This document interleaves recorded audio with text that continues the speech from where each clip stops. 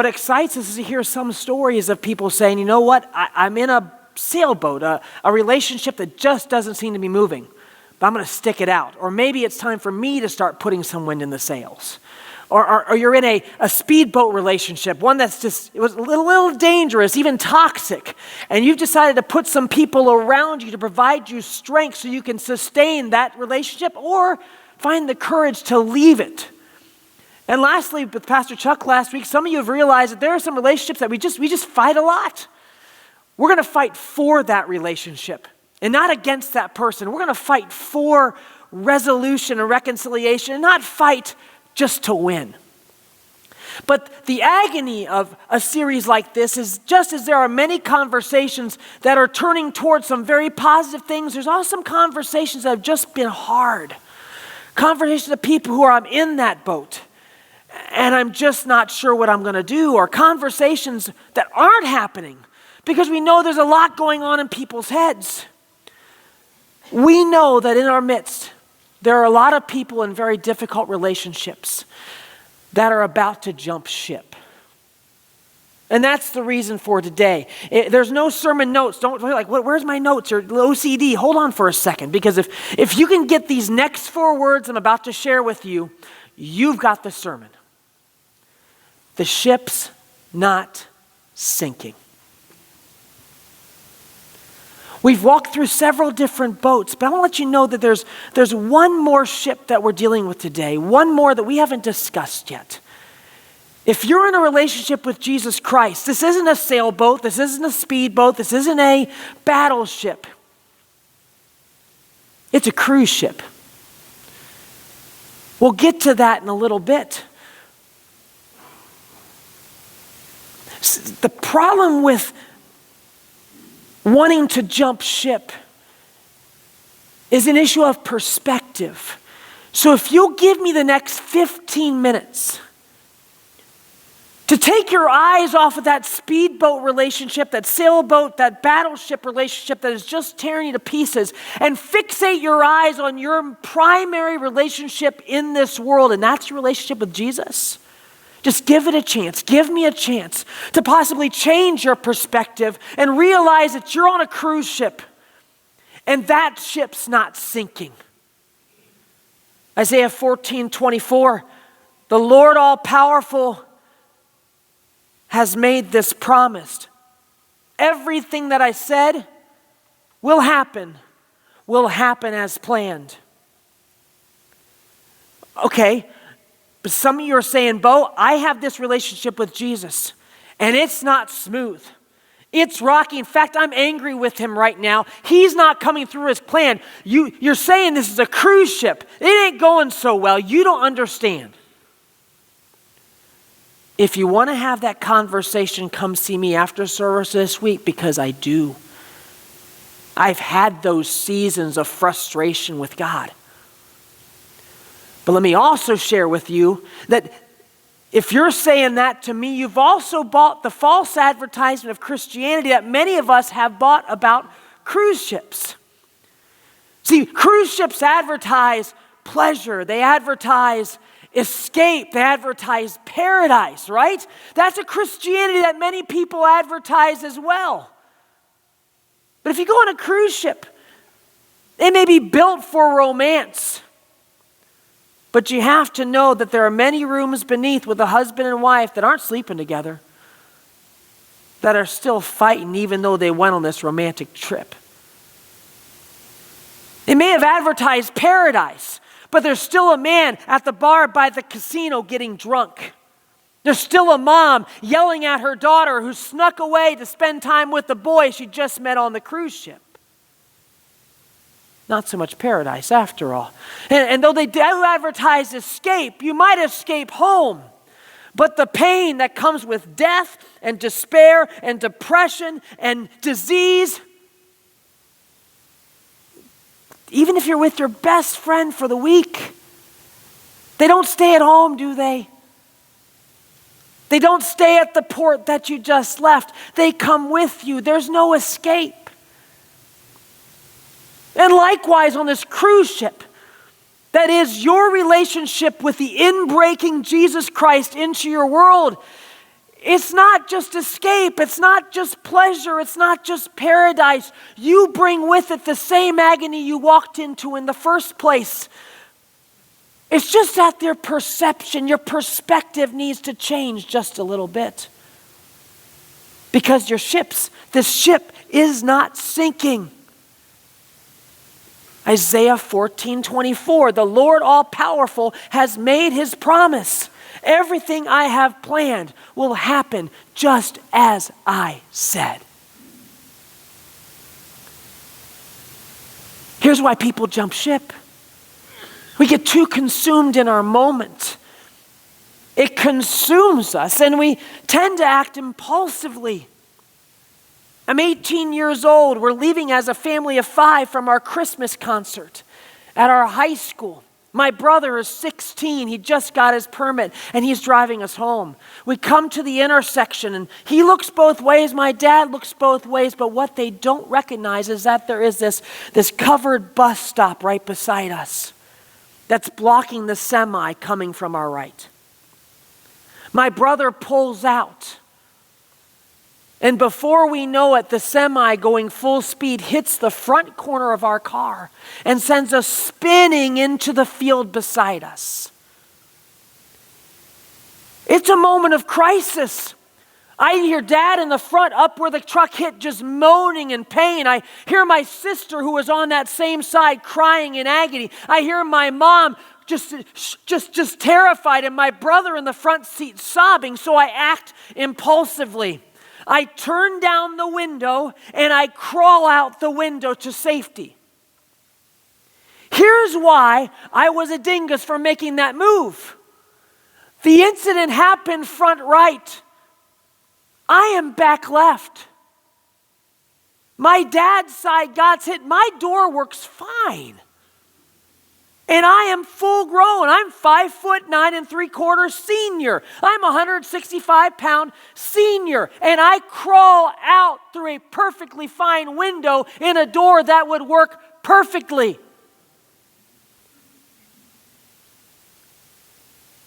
Now my dad, he just ended up tearing his rotator cuff.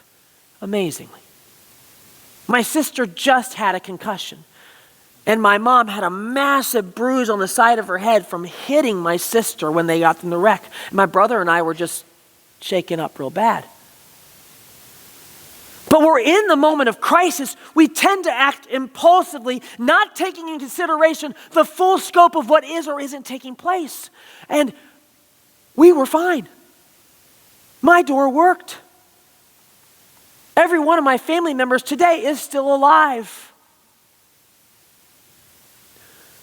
When you are having your sailboat, your speedboat, your battleship relationship crumbling, what it really is you are sitting at the cruise ship at this tiny little pool with this one little relationship. What you fail to recognize is that though this relationship is falling apart or hurting you, you are sitting on a 150,000-ton piece of metal that is miraculously floating on an ocean and not sinking. That's how big these cruise ships are. You get locked into this one relationship, but fail to realize that the boat that matters, the boat that you're on in this life, is not sinking. Isaiah 14:24, the Lord all-powerful has made this promise. Everything I have planned will happen just as I said. The gift of this Bible is not that just it gives you a bunch of instructions on how to live this life. One other thing it shows me is that I'm not alone in tough relationships. I'm not the first person in existence that had tough things happening.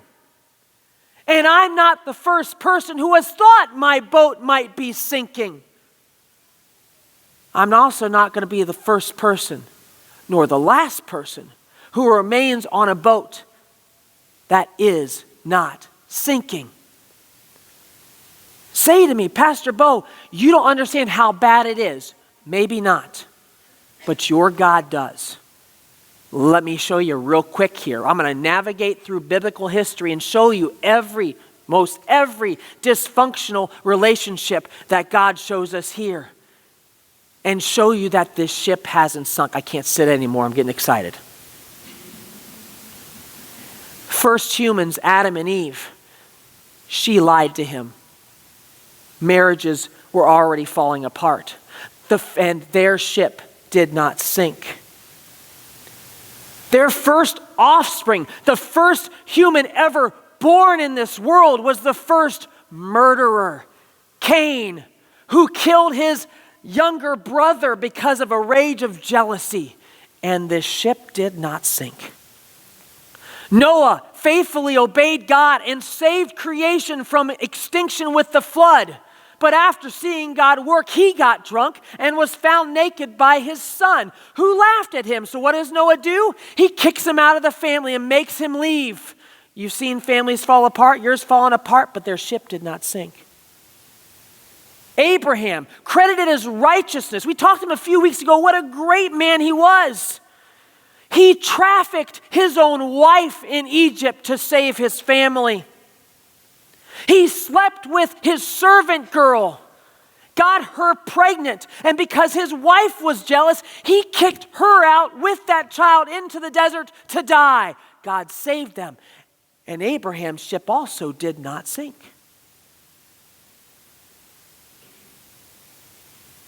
Jacob stole his inheritance from his brother. You in a sibling rivalry? Angered his brother so bad, he had to run and escape because he was afraid his brother Esau was going to kill him. And their ship did not sink. Jacob also didn't do very well with his kids. He played favorites. You got a parent who likes one child more than you? Jacob did the same thing. Joseph was his favorite. Made his other sons so mad, they went from wanting to kill him to actually capturing him and selling him into slavery thousands of miles away and lying to their dad that he had been killed by a wild animal. And this ship did not sink. King Saul, the first king chosen by God, got so jealous of his son-in-law David that he sought to kill his son-in-law for the next 10 years, but this ship did not sink. David, who wrote many a psalm that you might have read, had an affair with his neighbor, got her pregnant. So had her husband killed to hide the pregnancy and ended up miscarrying that child. And had a younger son that was so upset at him, Absalom, who betrayed him and tried to kill his dad. And yet this ship did not sink. Solomon, David's son, who became the greatest king ever in Israel, had 700 wives and 300 concubines. They were women who were in his castle, his palace, for the sheer purpose of having sex with. And this ship did not sink. And there hung Jesus, God's Son, on the cross within hours of solving the whole creation issue. The purpose of this ship not sinking, he's within hours, minutes of his death. And he cries out, my God, why have you forsaken me? And yet went through with it, trusting that his ship would not sink. Isaiah 14:24. The Lord all-powerful has made this promise. Everything I have planned will happen just as I said. See, we jump ship because we don't feel like we can trust the captain. We're not sure we're going to get to our destination. The Lord all-powerful has made this promise. Everything I have planned will happen just as I said. The ship made it to Jesus. And we are on our path to the final destination with those that we love, to an eternity with God and Jesus Christ, with His Spirit, with each other forever. So how, Pastor Bo, how can I not jump ship? Got to trust the captain. You got to have your moment just like Jesus when He's in the Garden of Gethsemane, hours before He's going to be killed, when He prays to God, the Father. If you will please, Luke 22:42, don't make me suffer by having me drink from this cup called death, but do what you want, not as I want.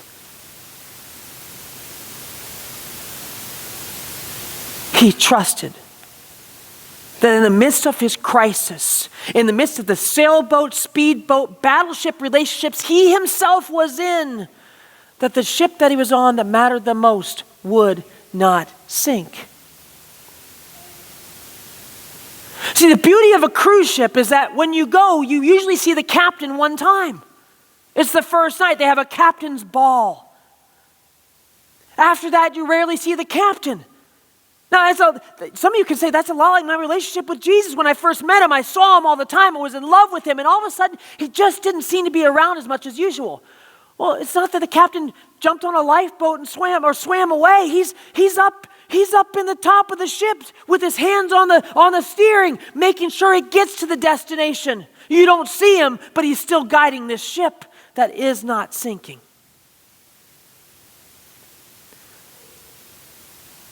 And though there are thousands of people on the cruise ship, a third of the thousands are all there, hired hands, to make sure the ship makes its destination.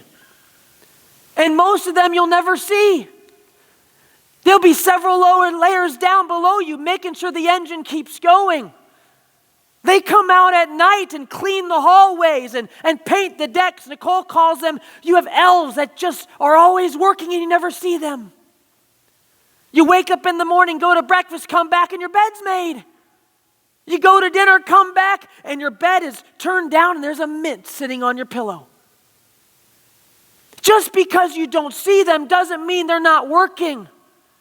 Just because you don't feel God at work or see God at work doesn't mean He's not orchestrating the bigger picture of your life. As you sit at the pool with these few little relational issues, God's making sure that the big ship that you're on is not sinking.